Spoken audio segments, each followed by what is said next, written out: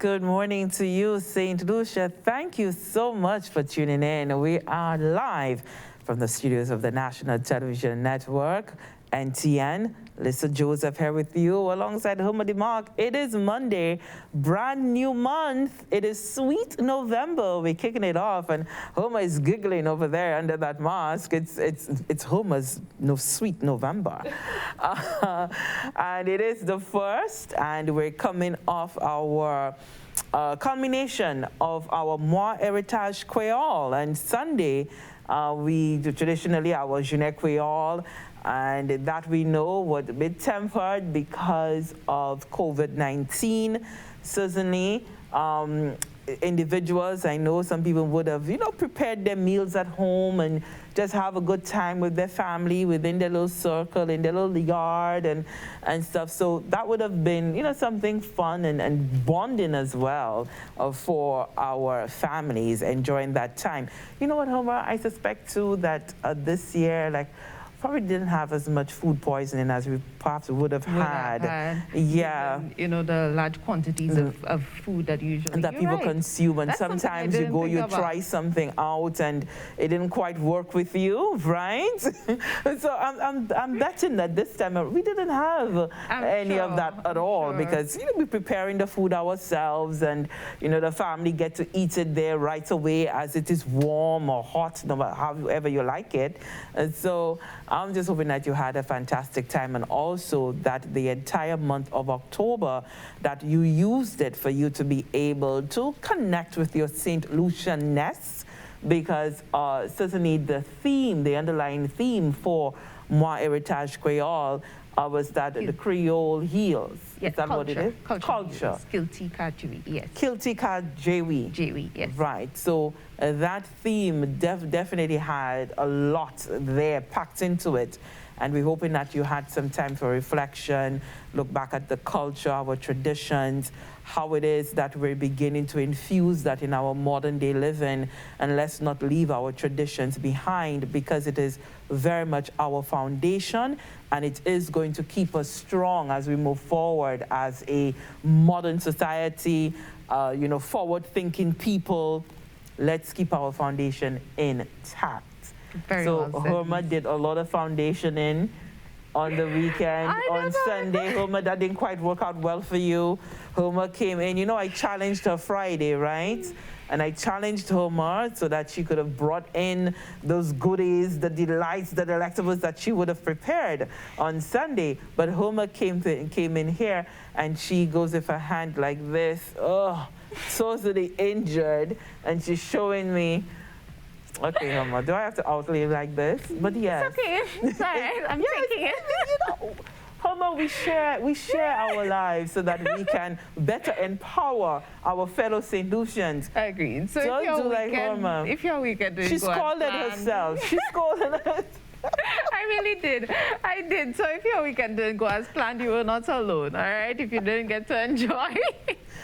So what were you frying, Homer, that oil had to give you that sort of... Yes, scalding over there, that burn on the hand. What happened? I was frying plantain. That's what I was frying, Lisa. And I think that was the extent of my Creole food. Plantain and avocados. Everything else was just, normal non-Creole food, because, restraints. I'm not outing anybody right now. But yes, it really did not. Well, I mean, some people came in quite cheery to work and didn't have to worry about burns on their hands or anything. So that's not a terrible thing. That's not terrible at all. But Homer, make sure that oil isn't too hot when you're putting it in. Thank you, Lisa. Don't have water there to allow the oil to begin to splatter all over the place. You know what happens when you're not careful with oil and you throw something in there too roughly, and then it splashes. Too quick, and then you had that splash. That's what happens. And I like it hot because I'm impatient when it comes to food. So I like to ensure that, when I put it in there, it fries very quickly, and I'm able to take it out. Yeah. But that was the last stuff. I think I'm going to, at that note, I think I'm going to invest in an air fryer because, you know, given our last conversation with the nutritionist, Fadia Campbell, air frying certainly good. You know, all of those hot fries that we love, the deep frying, not necessarily very good for us. Exactly. Just coming off the observance of Breast Cancer Awareness Month as well. Incidentally, November around the world is seen as a no-shave month, and they call it Movember. Yes, Movember. And it is done, you know, the men around the world do not shave for the month, allow the beards to grow. And it is, you know, just in commemoration of cancers, in observance of the cancers that men battle, prostate cancer, testicular cancer, and so forth. So these are the conversations we'll be having throughout the month of November. November is a very busy month, just like October. Yes, it is. So it is Diabetes Awareness Month as well. The 14th of November is Diabetes Awareness Day. We have the full month of activities here. Today, November 1st, begins Business Month here for St. Lucia. And the Minister with responsibility for Commerce will be delivering an address later in the day. This Honorable Emma Hippolyte. And right here on NTN, we'll be presenting you with that address in commemoration of Business Month, and we'll be having the St. Lucia Taiwan Trade Show yes, it's a staple as well. In November as well, yeah. There we go. What other things can we look forward to in November? There are quite a few other commemorations. I think I saw something about World Kindness Day, no? Yes, tolerance. Yes, tolerance. The 16th of November is International Tolerance Day. So we'll have to be talking about that later on. Yeah, there are quite a few things. I think something to do with trafficking, the awareness of trafficking. Yes, for road safety. Road safety, so traffic, that's there as well. Today is Vegan Day. Vegan Day, yes. It's Vegan Day. Yeah, so for you vegans out there, happy day to you. And hopefully all of us can think about our nutrition and how we could make it better as well. And so as I said, November, quite a few things going on. And so we'll be here bringing you the discussions surrounding all of those events. And speaking about events, let's see what our COVID numbers, where we're at. I could definitely coming from overnight on Sunday. Yes. So yesterday, the ministry did confirm a total of 14 new cases of COVID-19 in St. Lucia. Those cases were processed at the Ezra Long Laboratory on Saturday, and they were from a total of 106 samples collected between the 28th and the 30th of October. The number of positive cases makes up 7.6 of all samples processed on that date. Confirmation was also received of the recovery of 8 individuals diagnosed with COVID-19. This brings the number of active cases in country to 346. Currently, 1 individual is in critical state, and 6 others are severely ill at the respiratory hospital. You know, vaccinations, if you are looking to be vaccinated, let me just remind you of the vaccination sites for today. You could head over to the Vigi Sports Complex as well as the Sufra Hospital. Vaccination will be done there. The Library Wellness Center, as well as the V4 Parish Hall. COVID-19 vaccine booster doses will be available at the CSA Center, that's in Sanssouci Castries, and the Babuno Multipurpose Center. And for all those sites, vaccination distribution is scheduled between the hours of 9 a.m. and 5 p.m. So if you are looking to be vaccinated today, we hope that goes well for you. And we know, too, that parents are being encouraged to have their children vaccinated as you prepare for school to be completely reopened. We heard the Minister for Health, Honorable Moses Shabatis. He made that announcement on Friday, indicating that come November 8th, we'll be having all schools reopened. So that, I think, a lot of people are looking forward to it. The phased reopening has been going well.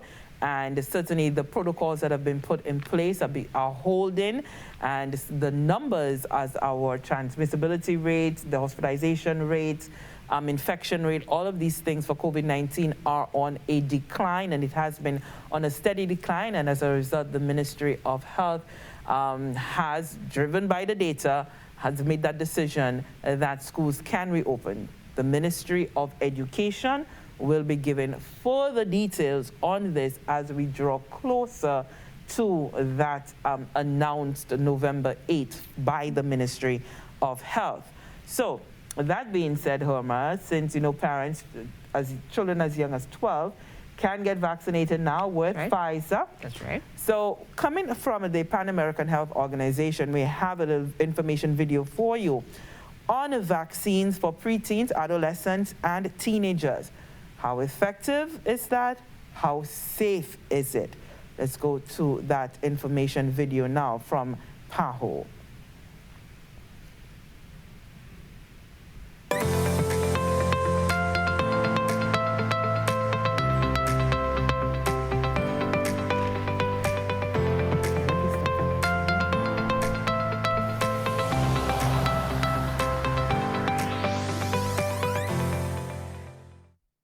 The COVID-19 vaccine is now being administered to preteens and teenagers. How is this beneficial to the younger demographic? And what can we expect when it comes to side effects?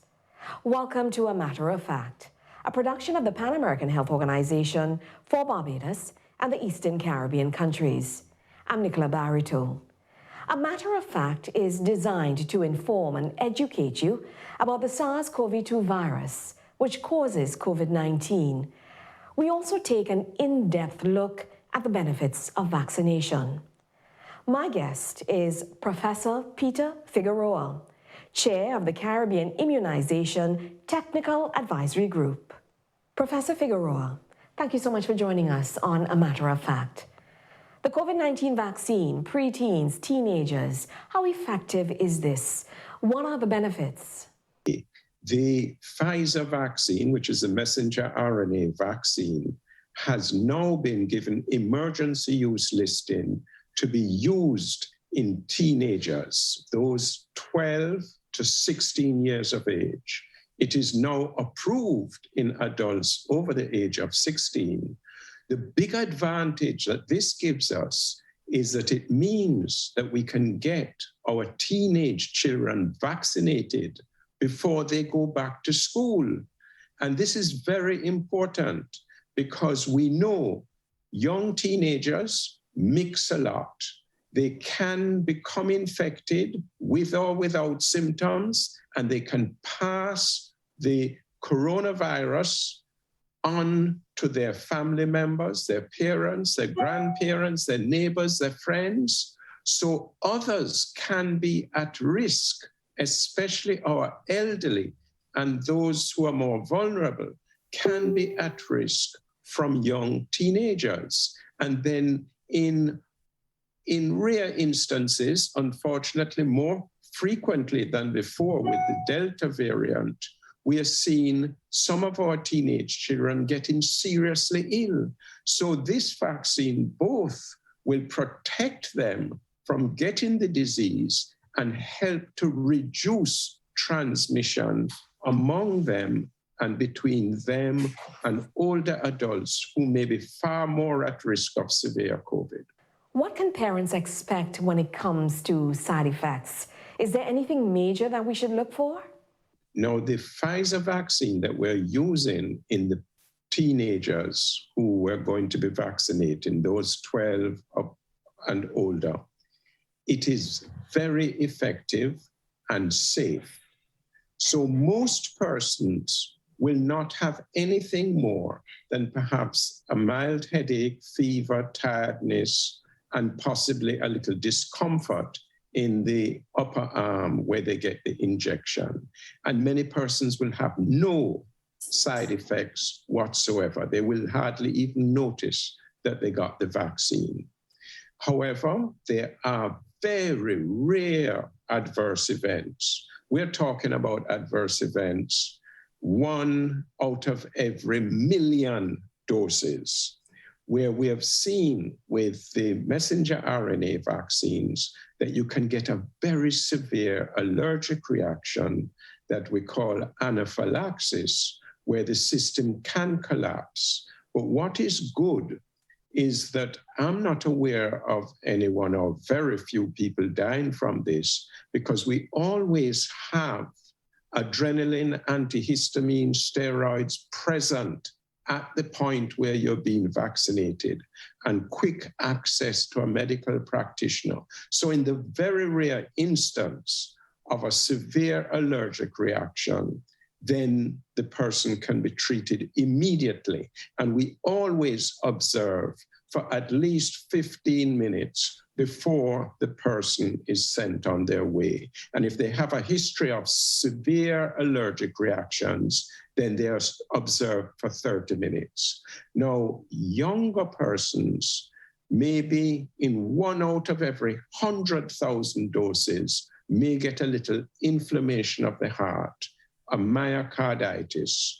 But this is unusual, just 1 out of every 100,000 doses. It's self-limiting, no deaths, and persons usually recover quickly within a couple of days. It's just a little chest discomfort, and we now realize that it does happen a little more frequently in young men than young women. So the vaccine is safe and effective.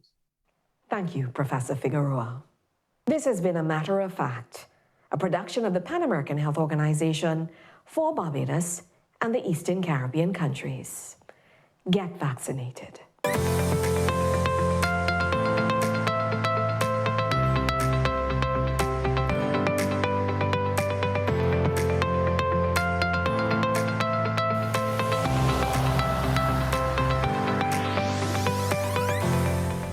Information coming there to us from the Pan American Health Organization on the vaccines for preteens, adolescents, and teenagers, dealing with how effective it is and how safe it is, some of the questions being answered there. We want to turn our attention quickly, because we have a few other things to get to update you on this morning.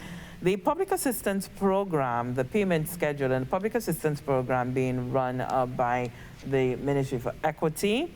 And we know that the individuals there on the assistance list, they look forward to receiving that payment from government. So there is a payment schedule in.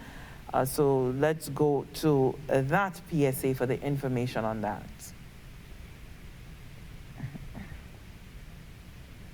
Equity, Social Justice and Empowerment wishes to notify all old and new Castries District clients of the Public Assistance Program that payments for the month of October will be made from Monday, November 1st to Wednesday, November 3rd, 2021.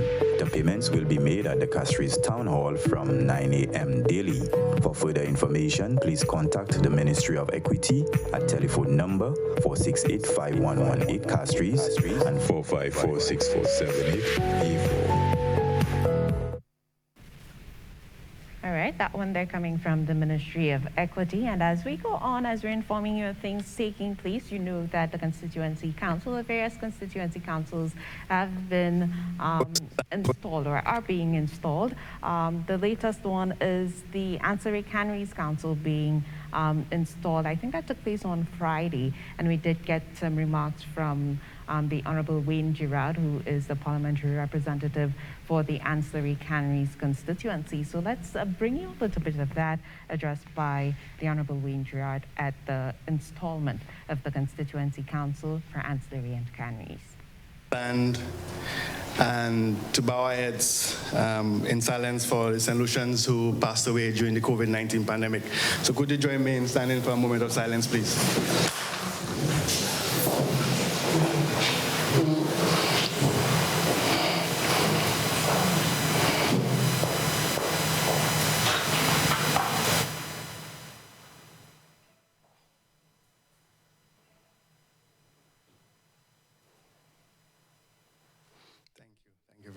Thank you very much. Minister for Housing and Local Government and Member of Parliament for Castries Central, Honorable Richard Frederick, Permanent Secretary in the Department of Housing and Local Government, Dr. Cordelia Lane Ambrose, members of staff in the Department of Housing and Local Government, incoming Chairwoman of the Ancillary Constituency Council, Mrs. Mary Samuel, Deputy Chairperson of the Ansari Constituency Council, Mr. Shari Girard, incoming Chairwoman of the Canaries Constituency Council, Ms. Lucia Mala Antoine, Deputy Chair of the Canaries Constituency Council, Ms. Digna Herman, incoming councillors, special invited guests, and those who are watching online, good afternoon and welcome to the beautiful community of Belvedere. I want to take this opportunity to thank everyone who assisted in preparing the venue for today's activity. Special thanks to the Jackson family for allowing us to enjoy the ambience of Kako Setlisi. I would also like to thank the incoming councillors for accepting this responsibility. Your dedication, your commitment to community is without question. We made sure we chose individuals from different parts of the constituency based on competence. This is a council for all of Ansari Canaries. Each and every one is important. We are here to serve everyone in the constituency, therefore how we project ourselves matter. Together, we can bear witness to the ideal of service to community, exercising our personal gifts for the well-being of others and demonstrating that even in difficult circumstances, we can be a force for good. This constituency is at the center of who I am and all that I do. We are oftentimes guided by the past. However, now is the time to be guided by the future.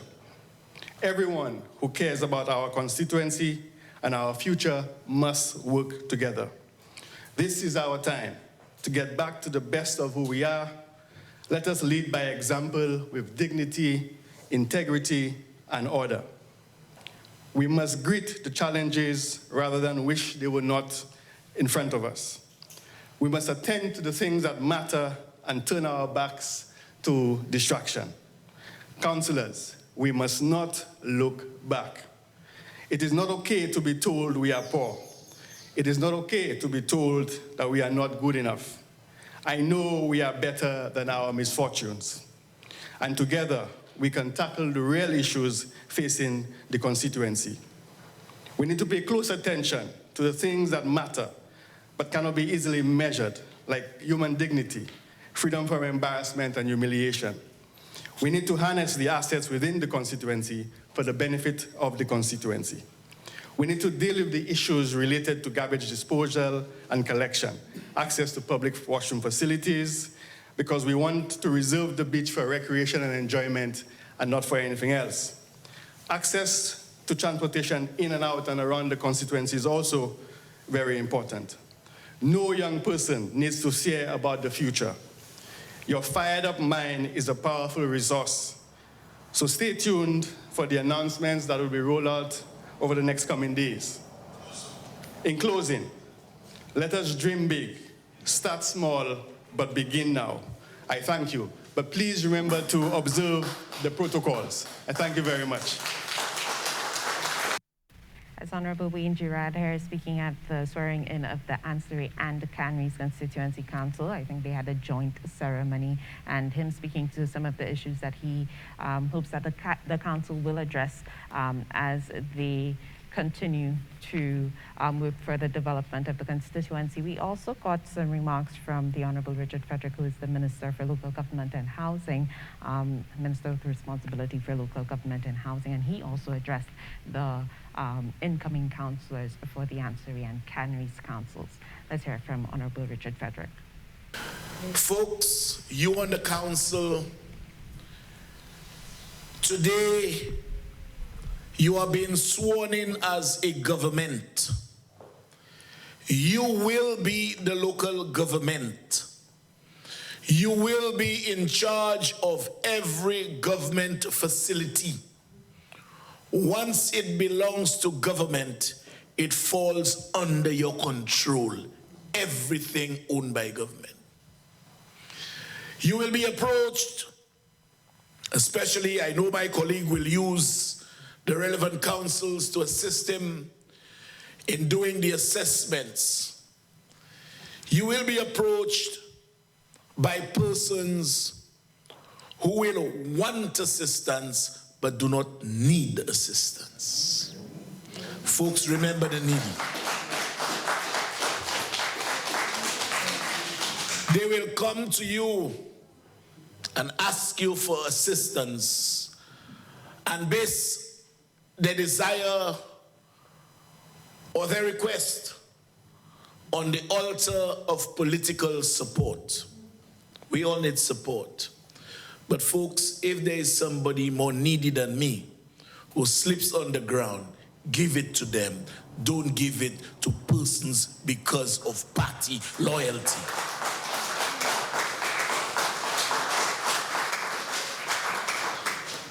I am not saying that to mean you don't take care of your people. No.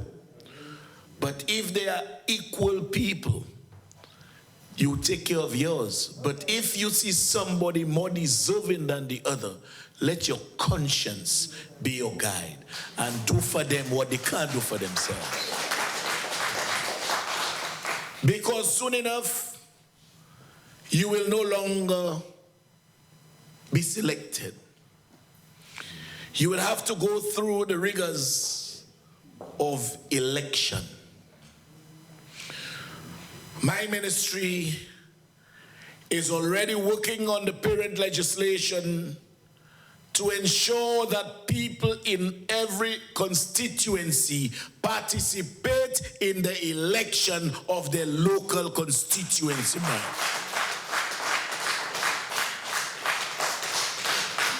So Python, Winpwefla Bosa, Ekikitele Basa. What you will have is the choice of the people. The choice of the people. Some people, you know now, if you do well, once you deliver to your people, you will have no choice, you will have no problems. It is when politicians, and you can regard yourselves as that from a local standpoint, when politicians do not deliver, when they turn their backs, there is no need to look at them again.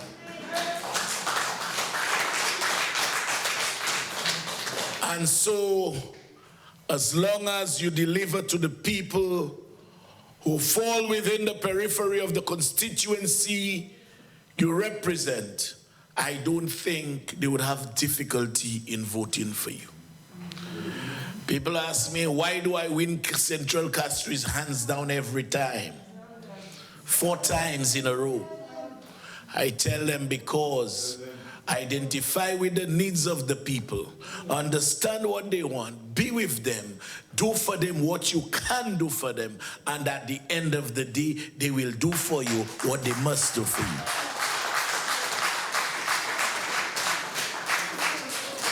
Councillors, government's revenue is under pressure. It's under tremendous pressure. And so, whilst government may be in a position to give you this or to give you that, you will understand that the priorities of council, of the relevant councils, may not necessarily be in sync with the priorities of central government. I urge you in that regard to pursue ventures that are income generating. Use government facilities if you have to. They are yours. They are under your control. Not even the district rep can stop you. Use it. Use them to make money. Ancillary is world renowned with its Fish Friday. Capitalize on it. Canries is renowned for its cassava and farine and all the tetchie. Capitalize on it. Capitalize on it. Make something unique out of your constituency so you can use it as an income generating venture. And that is why I brought on board no other than Mr. Christopher Hunt. He's right at the back. Who will work with the relevant councils to give them ideas as to how to use whatever characteristics that are unique to your constituency to make those characteristics income-generating characteristics. He is good at that. In addition, he informed me that if I have kick-out competition, but we will be, every year, we will be having councillors, council versus council, and we will have a top prize of $5,000 every year for the council that wins whatever competition we decide to have. So folks, I need us to work together. I need us to think outside the box. And one example of thinking outside the box is, all of you know Serenity Park, all of you. It is my brainchild, executed under my watch. You know what I did?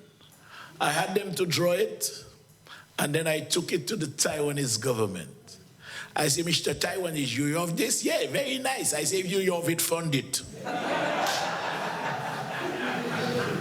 And here came Serenity Park. Give the Taiwanese a round of applause.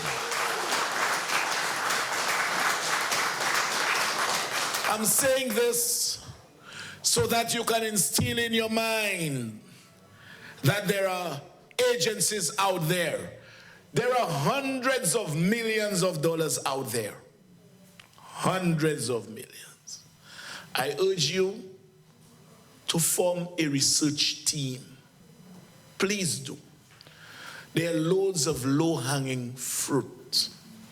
In fact, when my PS was there, when we swore in the Bexo Council, and one of the guys who worked with a donor agency said, Mr. Minister, I don't think the councillors or even the reps are aware of the amount of money that is out there for different ventures. Sometimes hundreds of millions of dollars go back every year because nobody asked for it. Nobody asked for it. There are hundreds of millions of dollars for climate change. Hundreds of millions of dollars for nature reserve. Hundreds of millions of dollars to build homes for battered women, for children who are homeless. It is a matter of putting a team together and finding the donor agencies and tapping into the consciences of those donor agencies. Once you conceptualize your projects, it can cost $5, $6, $7, $8, $9, $10 million. Do not limit it or link it to government's affordability. The money is out there. Go get it. It's there. You all are a local government. You all are an organization with authority. And so, I urge you, let not your developmental trend or intentions be hinged on government's ability to fund those intentions. Do what you have to do. And treat government money as la monnaie, because the big money is not here, it's out there. So folks, like one man said, if you leave me on a mic for too long, they let my Gladys power do for me. Before this happens, I just want to congratulate each and every person who, having taken the oath, will be part of the government of their constituency. Mr. with responsibility for local government and housing, Honorable Richard Frederick, I'm sharing some advice with the new councillors, one of them being the fact that, very soon we may see the election of a local government body as opposed to, them being appointed. and that they should, use that as a signal that they actually deliver within their time, and also external sources of revenue to ensure that they undertake projects. So that was, again, Honorable Richard Frederick speaking to the Ancillary Canneries Constituency Council, and that's separately. I think they had a joint ceremony, but two separate councils. Two separate councils. Yes. The local government elections would not be new. I think it had stopped many, many years that it has been stopped. I remember hearing my grandmother speak about that. It brought some excitement to the various communities, as only elections can do. I can imagine. But I can imagine having that reinstated, and listening to Honorable Richard Frederick speak.